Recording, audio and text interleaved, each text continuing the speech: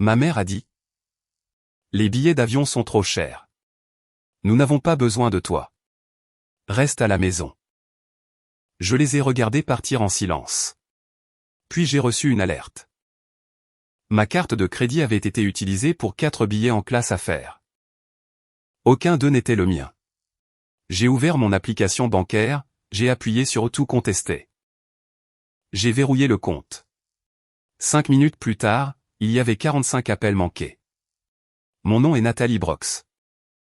J'ai 34 ans et je gère la conformité des achats pour une coopérative d'énergie renouvelable à Minneapolis. Le matin où ma famille s'est envolée pour Barcelone pour la croisière de retraite de mon beau-père. Ma mère s'est arrêtée à côté du comptoir de la classe affaires et a dit. Les billets d'avion sont trop chers. Nous n'avons pas besoin de toi. Reste à la maison. Les 4 personnes derrière elle portaient déjà des étiquettes prioritaires sur leurs bagages. L'une regardait le sol. Une autre m'a dit de ne pas gâcher la célébration. Je n'ai rien dit. Je les ai regardés passer la sécurité. Suis retourné à ma voiture et j'ai laissé leur avion partir sans moi. Puis mon téléphone a vibré 4 fois. 4 billets de classe affaires avaient été débités sur ma carte de crédit. Aucun ne portait mon nom. Le total était de $17,600. J'ai ouvert mon application bancaire, appuyé sur Tout contester et verrouillé le compte. 5 minutes plus tard, mon écran affichait 45 appels manqués. Je n'ai pas répondu parce qu'un détail dans le dossier de réservation prouvait que cela avait été planifié et que quelqu'un de ma famille avait laissé une trace. Avant que je n'explique comment 4 billets non autorisés ont mis fin à toute relation entre nous. Dites-moi quelle heure il est là où vous êtes et si vous auriez répondu à ces appels. 3 mois plus tôt, le voyage avait semblé être une célébration de retraite ordinaire. Ma mère, Diane Brox, l'a annoncé lors d'un brunch du dimanche à Adena. En plaçant une brochure à côté de la cafetière comme si elle révélait un billet de loterie.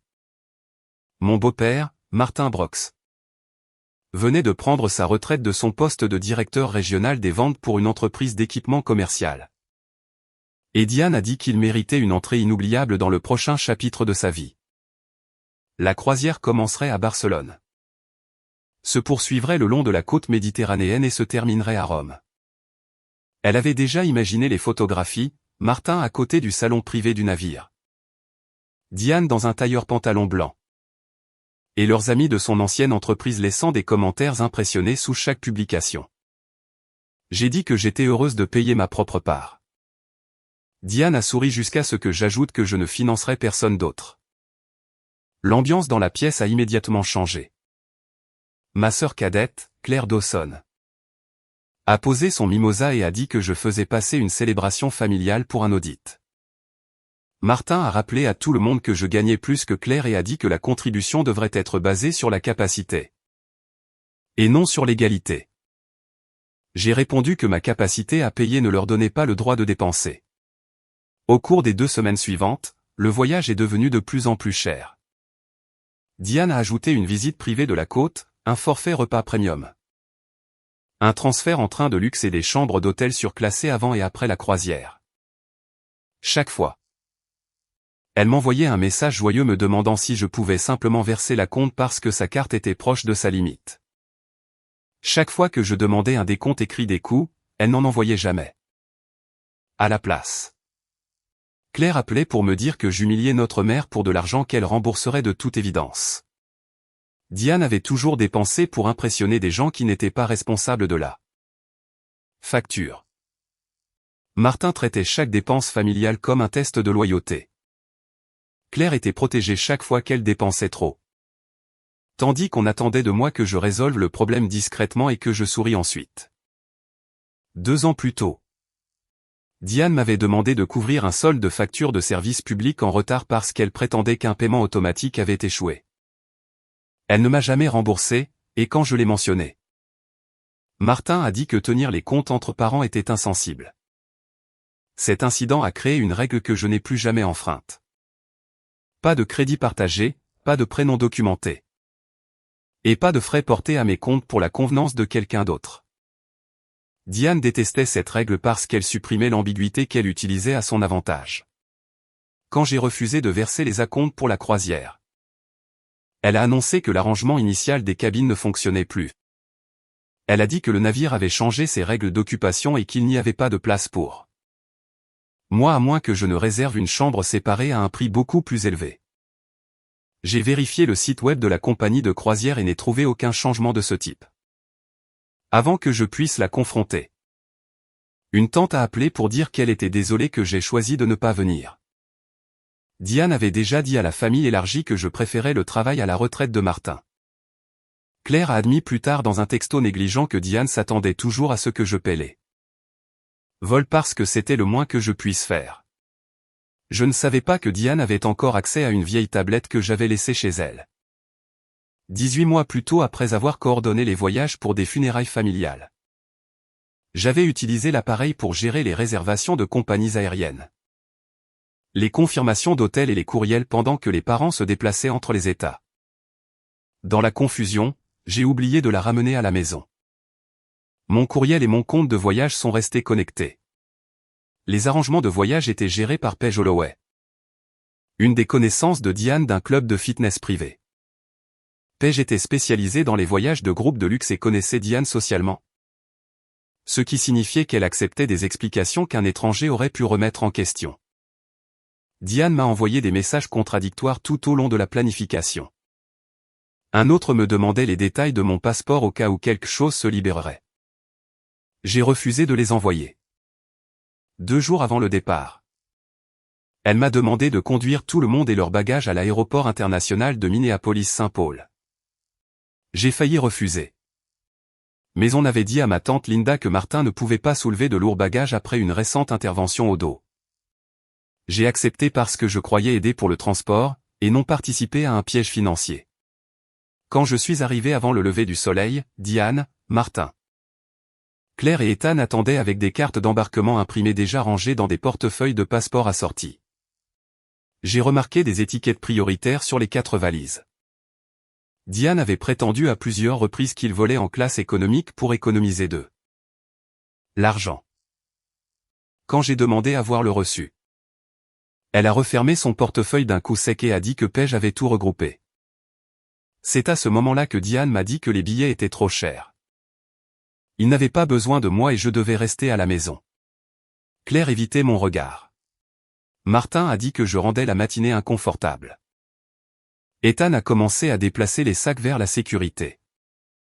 En partant, je me suis souvenu d'une question que Diane m'avait posée des semaines plus tôt, à savoir si l'adresse de facturation de ma carte de crédit était toujours actuelle.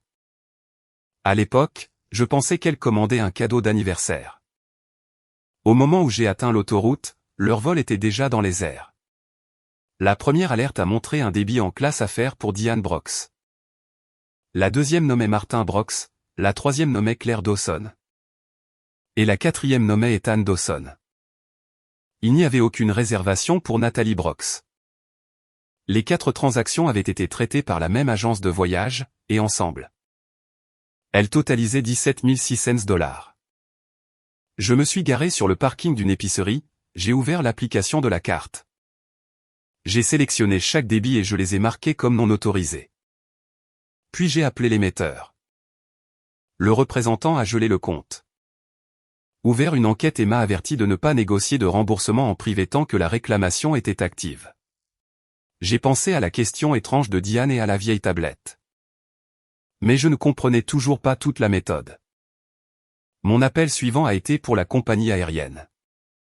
Les segments allés avaient déjà été utilisés, mais les segments retour étaient toujours actifs. Un spécialiste de la fraude a placé ces vols inutilisés sous examen et m'a dit de conserver chaque message lié à la réservation. Claire a texté la première. Pourquoi as-tu annulé notre retour? Ethan a envoyé 3 messages disant que je les avais abandonnés à l'étranger. Diane a prétendu que les billets étaient mon cadeau de retraite pour Martin et m'a accusé de les avoir annulés parce que j'étais amer d'être resté à la maison.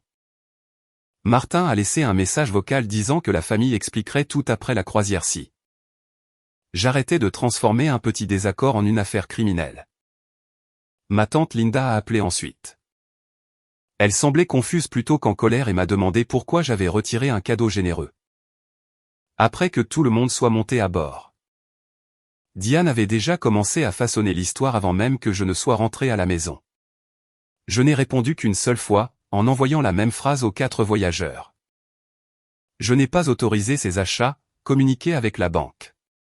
Puis j'ai arrêté de répondre. J'ai changé mon mot de passe de courriel et examiné l'historique de sécurité. Une vieille tablette avait accédé à mon compte depuis une adresse internet près de la maison de Diane tard la veille au soir. La session avait ouvert mon dossier de voyage. Rechercher des messages contenant les 4 derniers chiffres de ma carte et accéder à un ancien reçu qui affichait mon adresse de facturation. J'ai déconnecté à distance tous les appareils. Activé une authentification plus forte et téléchargé le journal d'accès. En examinant la boîte de réception, j'ai trouvé un message supprimé dans la corbeille. Il avait été envoyé depuis mon compte à Page Holloway et semblait autoriser 4 billets de classe affaires. La formulation était presque convaincante. Veuillez facturer les 4 passagers listés. Ne m'incluez pas. C'est mon cadeau à maman et Martin. Pourtant, le message ne me ressemblait pas. Il mettait une majuscule à maman. Quelque chose que Diane faisait toujours et que je ne faisais jamais. Il utilisait la phrase « Notre famille le mérite », qui apparaissait à plusieurs reprises dans ses textos chaque fois qu'elle voulait de l'argent. Plus important encore. Le message avait été envoyé depuis la session active de la tablette à un moment où je dirigeais une évaluation de fournisseurs depuis mon bureau. Les registres de l'immeuble de mon employeur et ma connexion à l'ordinateur pouvaient montrer exactement où j'avais été. Page a appelé après que la compagnie aérienne l'a contacté. Sa voix tremblait alors qu'elle expliquait que Diane avait commencé la réservation et avait ensuite produit ce qui semblait être une autorisation écrite de ma part. Page avait supposé que le courriel était authentique car il provenait de mon adresse et parce que Diane connaissait des informations détaillées sur le compte. J'ai demandé à Page de décrire le processus depuis le début sans interpréter les motivations de quiconque. Elle a dit que Diane avait fourni les 4 noms de passagers, exigé la classe affaires, sélectionné les tarifs de retour les plus flexibles et insisté à plusieurs reprises pour qu'aucun billet ne soit émis à mon nom. Selon Page, Diane avait dit « Nathalie nous conduit, mais elle ne fait pas partie de ce voyage ». Page avait également un message lui demandant de ne pas envoyer l'itinéraire final à mon courriel. Habituel parce que Diane voulait que le cadeau reste une surprise. L'autorisation falsifiée n'est arrivée qu'après que Page a demandé une source de paiement. J'ai demandé à Page de conserver tous les enregistrements, messages, notes d'appel, factures, détails des passagers et l'entête horodatée du courriel. Elle a accepté et a dit que l'avocat de son agence coopérerait avec la banque et la compagnie aérienne. J'ai ensuite déposé un rapport de police en ligne décrivant l'utilisation non autorisée de mon compte et l'accès suspecté à mon courriel. Parce que la tablette avait été utilisée une fois pour des messages professionnels. J'ai averti l'équipe de sécurité des informations de mon employeur. Ils ont confirmé qu'aucun système de l'entreprise ou fichier confidentiel n'avait été consulté. Mais ils ont documenté l'événement et conservé mes registres de connexion au bureau. Pendant que je faisais cela, Diane a publié une photo depuis le salon de l'aéroport. La légende remerciait notre brillante Nathalie d'avoir offert à Martin le voyage de retraite qu'il méritait. Des parents m'ont fait des éloges en dessous. Claire a ajouté un cœur et a écrit que la générosité familiale importait plus que l'argent. J'ai sauvegardé des captures d'écran montrant l'heure, la légende, les commentaires et les modifications ultérieures. Puis un message privé est arrivé de ma cousine Rachel Carter. Elle m'a demandé si Diane avait utilisé mon argent sans permission. Avant que je puisse répondre, elle a écrit. Elle m'a fait quelque chose de similaire il y a 3 ans. J'ai appelé Rachel au lieu de répondre à l'un des 45 appels de la famille. Rachel a répondu avant même que la première sonnerie ne soit terminée. Elle a demandé combien Diane avait pris. Quand je le lui ai dit, elle est restée silencieuse.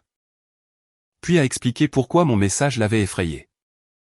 3 ans plus tôt, Diane avait appelé, prétendant que tante Linda avait besoin d'aide immédiate pour une facture médicale que l'assurance ne couvrirait pas.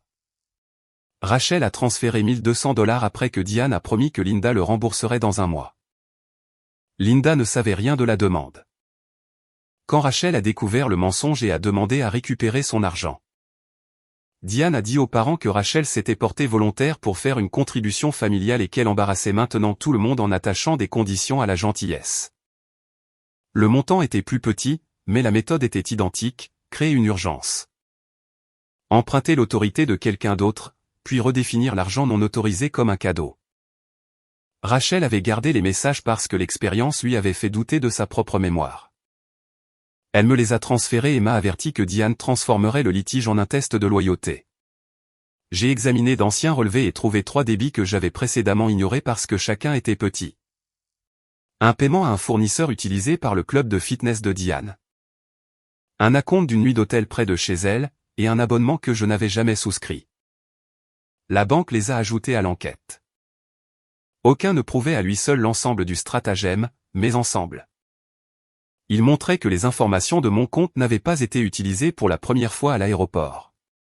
Pendant que la famille voyageait en Espagne, Diane a envoyé un long message à nos parents.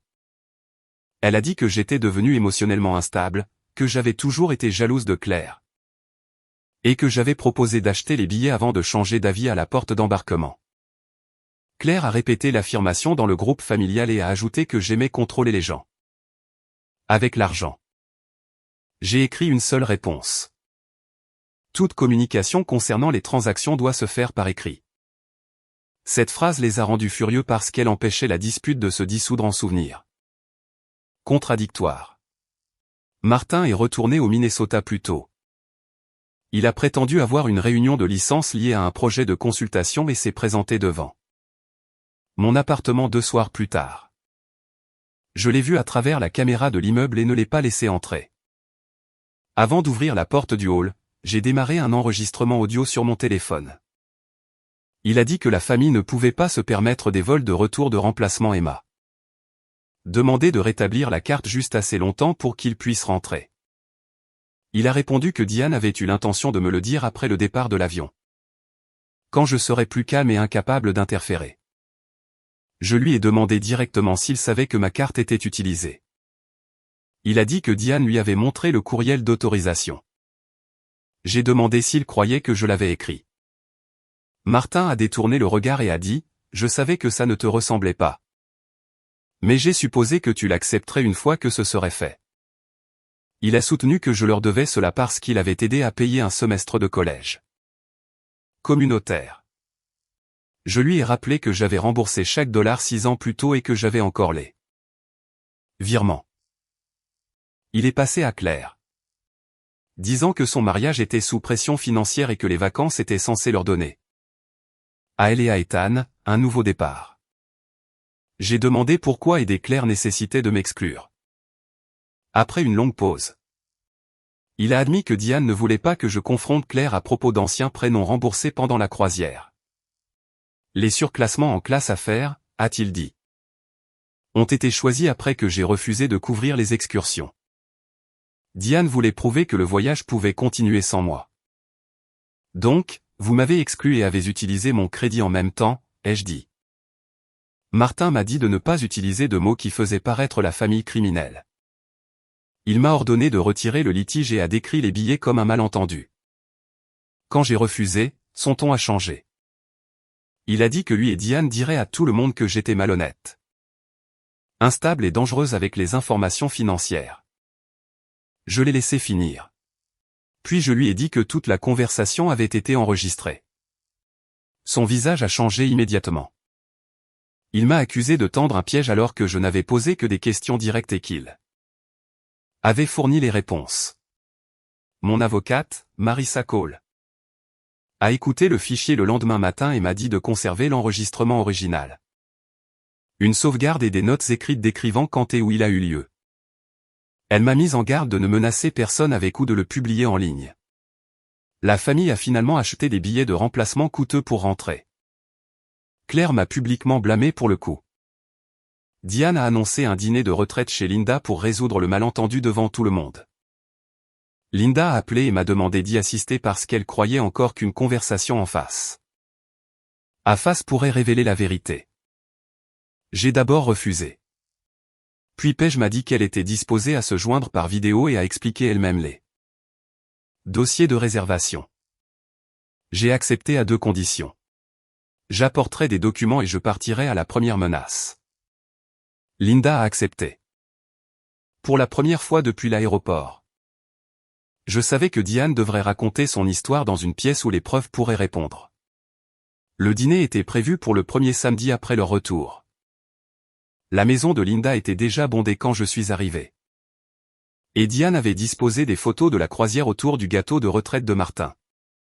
Comme des pièces à conviction prouvant une célébration familiale réussie. Chaque invité avait un carton de placement sauf moi. Linda l'a remarqué. A apporté une chaise de son bureau et l'a placée à côté de Rachel avant que Diane ne puisse s'y opposer. Diane a commencé par un discours préparé. Elle a dit que j'avais proposé d'acheter les billets comme cadeau de retraite. Puis que j'avais annulé les frais à l'aéroport parce que j'étais en colère que l'arrangement des cabines ne puisse pas m'inclure. Claire a dit que j'avais toujours été jalouse de l'attention qu'elle recevait. Ethan s'est plaint que leur vol de remplacement avait coûté des milliers de dollars parce que j'avais annulé leur retour. Martin a qualifié toute la situation de malentendu privé qui n'aurait jamais dû atteindre une banque, une compagnie aérienne ou la police. J'ai posé une question. Qui m'a entendu autoriser les 4 billets? Personne n'a répondu. Diane a dit que l'autorisation avait été écrite, non verbale, et a produit une copie imprimée du courriel falsifié. J'ai demandé si c'était la seule preuve qu'elle avait l'intention d'offrir. Elle a dit qu'un courriel de mon compte était plus fiable que mon démenti actuel. J'ai ouvert mon ordinateur portable et invité Paige à l'appel vidéo. Paige s'est présentée. A confirmé qu'elle avait géré la réservation et a expliqué la séquence sans embellissement. Diane a initié la réservation.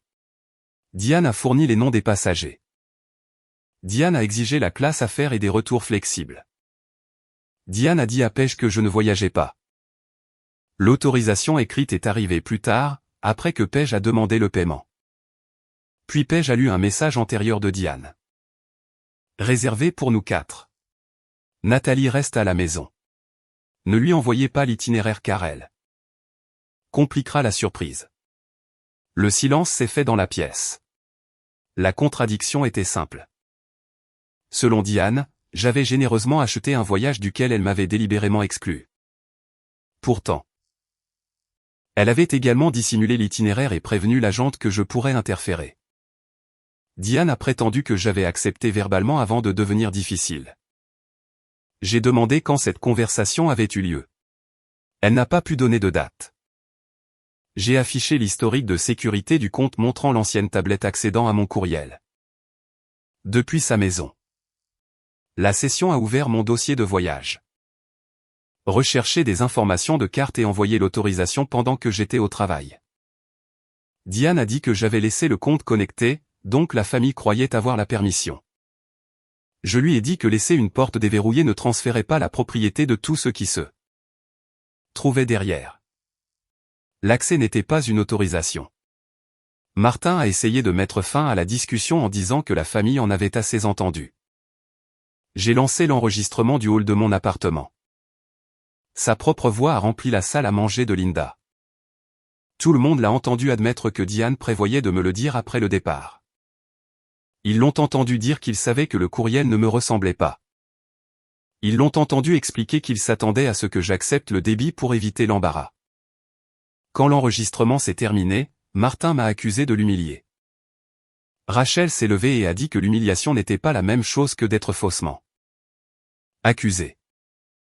Elle a ensuite décrit l'histoire des $1 200 pour des raisons médicales. Linda a regardé Diane fixement et a dit qu'elle n'avait jamais demandé cet argent. Un autre parent a dit que Diane l'avait un jour pressé de couvrir une dépense liée au travail de consultation de Martin. Linda s'est souvenue d'un compte de détail ouvert en utilisant son adresse postale et a admis qu'elle avait supposé que c'était une erreur administrative. Les gens qui étaient arrivés en s'attendant à me juger ont commencé à comparer les détails. Claire a essayé de se dissocier du plan. Elle a dit qu'elle croyait que Diane avait la permission et n'avait posé aucune question. Paige a ouvert un autre dossier. C'était un message de Claire. Nathalie pourra-t-elle l'annuler après notre départ ou le billet sera-t-il déjà sécurisé? Le visage de Claire est devenu pâle. Elle a dit qu'elle avait seulement été anxieuse à propos de la logistique du voyage. Ethan l'a regardée et a demandé pourquoi elle ne lui avait jamais montré ce message. Après un long silence, il a admis qu'il soupçonnait que le paiement n'était pas autorisé. Mais qu'il avait accepté le billet parce que Diane avait promis que je ne risquerais jamais un litige public. Diane a commencé à pleurer. Elle a dit que tout le monde l'attaquait à propos d'un cadeau qu'elle avait organisé pour Martin. J'ai refusé de débattre de l'intention. J'ai dit que la banque et les enquêteurs détermineraient la responsabilité à partir des dossiers. Non du volume ou des larmes. Martin s'est levé et a annoncé que si je continuais, je serais exclu de tous les futurs événements familiaux. Vous ne m'excluez pas, ai-je dit. Je pars définitivement. J'ai donné à Linda des copies de l'historique de connexion, des messages de Paige, des preuves de Rachel et des informations pour toute personne craignant que son identité ou les détails de son compte aient été utilisés. Martin a exigé l'enregistrement. J'ai fermé mon ordinateur portable, pris mon dossier et suis sorti sans toucher au dîner. Linda m'a suivi dans l'allée. Elle tenait son téléphone et un relevé qu'elle avait sorti d'un tiroir. Le compte de détail ouvert avec son adresse n'était pas fermé. Il était toujours actif, et des frais récents apparaissaient sous le contrôle de Diane. Le lundi matin, Linda et moi sommes entrés ensemble dans la banque. Un spécialiste a examiné le compte de détail et a confirmé qu'il contenait des frais que Linda ne reconnaissait pas. J'ai mis à jour le rapport de police avec l'autorisation falsifiée, l'historique d'accès au courriel, l'aveu enregistré de Martin, le message de Claire et les instructions de Diane pour dissimuler l'itinéraire. Cela ressemblait à un schéma construit à partir de personnes distinctes, de comptes distincts et de la même méthode. L'émetteur de ma carte a provisoirement retiré le débit de $17,600. Pendant que l'enquête se poursuivait, la compagnie aérienne a annulé les segments de retour inutilisés et a poursuivi le paiement par le biais de son propre examen de réservation. Diane et Martin sont restés responsables des vols de remplacement qu'ils avaient achetés. La compagnie de croisière a refusé de rembourser un forfait post-croisière qu'ils ont manqué après avoir passé des heures à réorganiser leur voyage. J'ai reçu un numéro de carte de remplacement permanent, gelé mon crédit, changer de banque et créer de nouvelles réponses de récupération de comptes qu'aucun parent ne pourrait deviner. J'ai retiré Diane comme contact d'urgence parce qu'elle avait autrefois possédé un double de mes clés. J'ai changé les serrures de mon appartement. Marissa a envoyé des avis écrits de non-contact à Diane, Martin, Claire et Ethan, leur ordonnant de communiquer par l'intermédiaire d'un avocat au sujet de l'argent ou des preuves. Diane a ignoré l'avis en moins d'une semaine. Elle s'est présentée à mon lieu de travail et a exigé de me voir, disant à la réception que sa fille faisait une dépression nerveuse. Ils l'ont escortée à l'extérieur sans la faire monter à mon étage. J'ai documenté la date, l'heure, les noms des témoins et le rapport de sécurité. 2 jours plus tard, Martin a appelé mon superviseur et a prétendu qu'il y avait une urgence familiale. Mon superviseur en savait assez pour reconnaître la tactique, a bloqué d'autres appels et a transmis le message à notre service juridique. Les enquêteurs ont interrogé chaque voyageur séparément. Claire a dit qu'elle croyait que le paiement était légal parce que Diane lui avait montré le courriel, son propre message demandant si je pouvais annuler les billets après le départ à sa P7. Affirmation. Ethan a admis qu'il soupçonnait que quelque chose n'allait pas, mais qu'il s'était fié à l'assurance de Diane que j'accepterais finalement le débit, par l'intermédiaire de son avocat. Il a proposé de rembourser la valeur de son billet et de fournir ses messages. Claire a d'abord refusé de faire de même, insistant sur le fait qu'elle avait été une autre victime de la planification de Diane. Le compte de Linda a étendu l'enquête au-delà des vols. Les enquêteurs se sont concentrés sur la manière dont Diane avait accédé à mon courriel, si elle avait utilisé des informations de cartes stockées auparavant, et si elle avait usurpé l'identité de Linda dans la demande de compte de détail. Le procureur n'a pas promis de punition spectaculaire ni de prison immédiate. Marissa a expliqué que les vrais cas passent par des étapes plus lentes, examen des preuves, décision de mise en accusation, entretien, Calcul de restitution. Négociation et conditions de protection. L'incertitude frustrait Diane car elle ne pouvait pas contrôler le calendrier ni forcer un vote familial pour remplacer le processus. Les accusations formelles ont finalement inclus l'utilisation non autorisée de comptes et une mauvaise conduite liée à l'identité. Martin a fait l'objet d'un examen distinct car l'enregistrement a montré qu'il savait que l'autorisation était fausse et s'attendait toujours à ce que j'absorbe le débit. Le Conseil d'État supervisant ses qualifications professionnelles a examiné son honnêteté et sa conduite financière. L'examen n'a pas automatiquement mis fin à sa carrière. Mais un client en consultation a suspendu son contrat pendant que l'affaire était en cours. Diane a été démise de ses responsabilités financières dans son club privé. Le club n'a pas agi simplement parce que je me suis plainte. Il a agi après que les enquêteurs ont demandé des registres de fournisseurs liés à plusieurs transactions inexpliquées et que le conseil d'administration a découvert que Diane avait contourné les procédures d'approbation interne. Le mariage de Claire et Ethan a commencé à se fissurer. Ethan a appris que Claire était au courant du paiement douteux avant l'aéroport et avait caché ce fait tout en me blâmant pour leurs frais de retour. Diane a dit aux parents que j'avais détruit 2 ménages, mis en danger la retraite de Martin et nuit à sa réputation dans la communauté.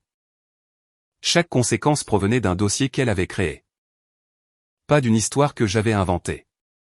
Des mois plus tard, les avocats ont discuté de résolutions possibles. Un accord de plaidoyer proposé exigeait une restitution, une probation, des services communautaires, une condition de non-contact et une reconnaissance écrite que je n'avais pas autorisé les achats. Martin a accepté un accord séparé après que son avocat a examiné l'enregistrement du Holélé.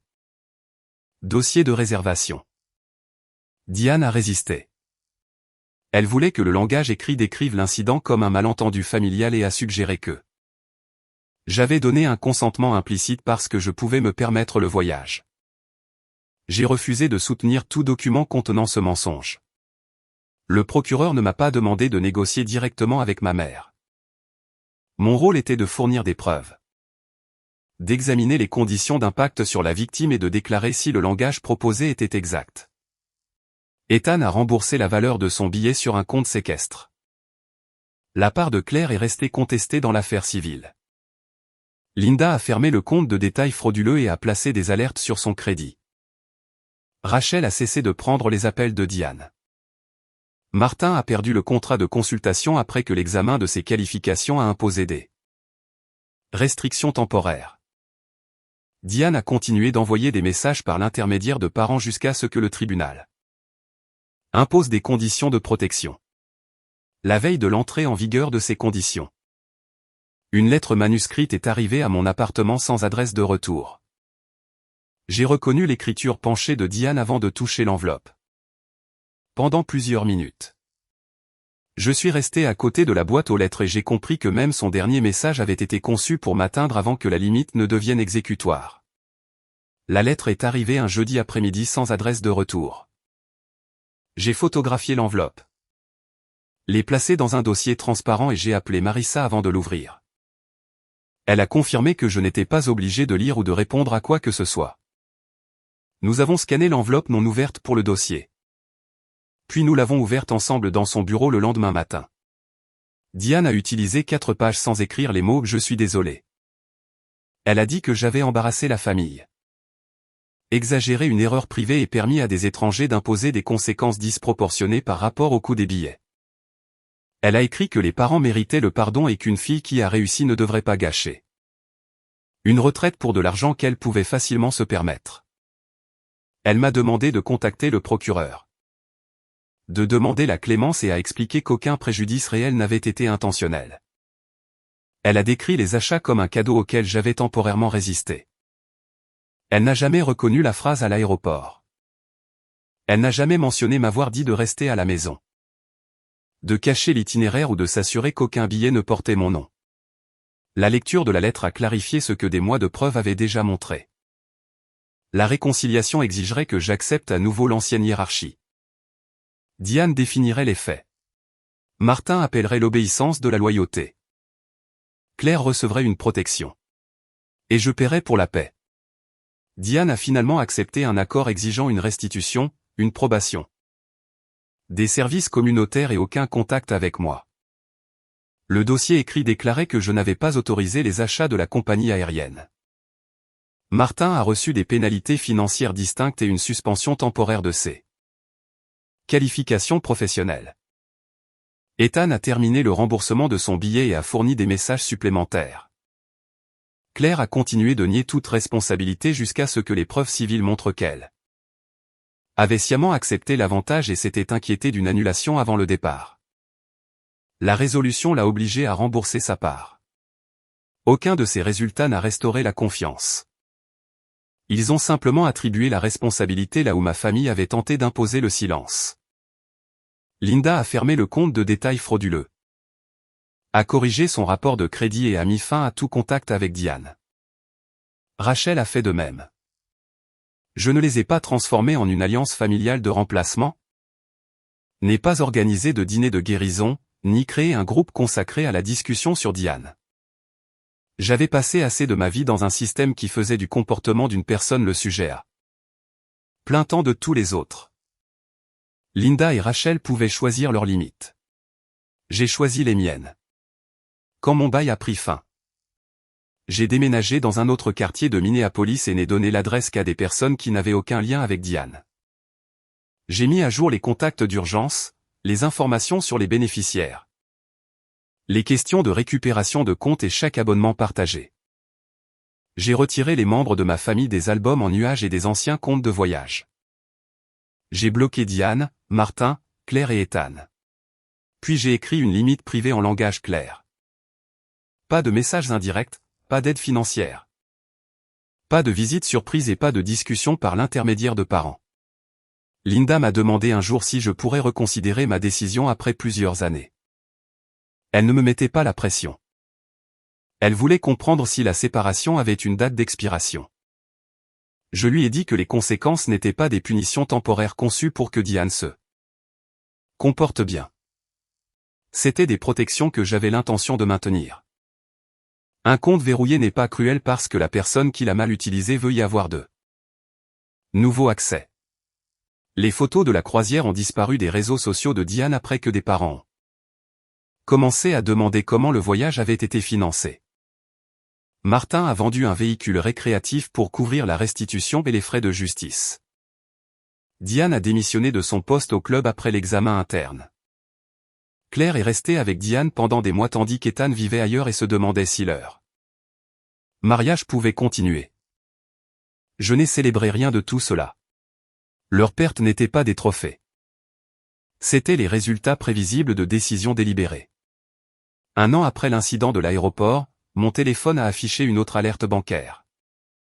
Pendant une seconde, mon corps a réagi avant que mon esprit ne rattrape. Puis j'ai lu le message. Il confirmait le paiement final de la restitution. J'ai fermé la notification, ouvert mes messages archivés et supprimé l'ancien groupe familial.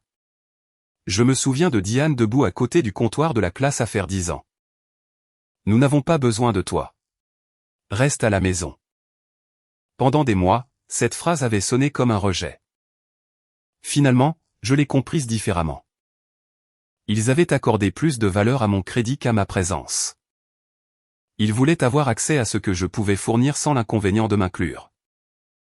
Rester à la maison n'était pas l'humiliation qu'ils avaient prévue.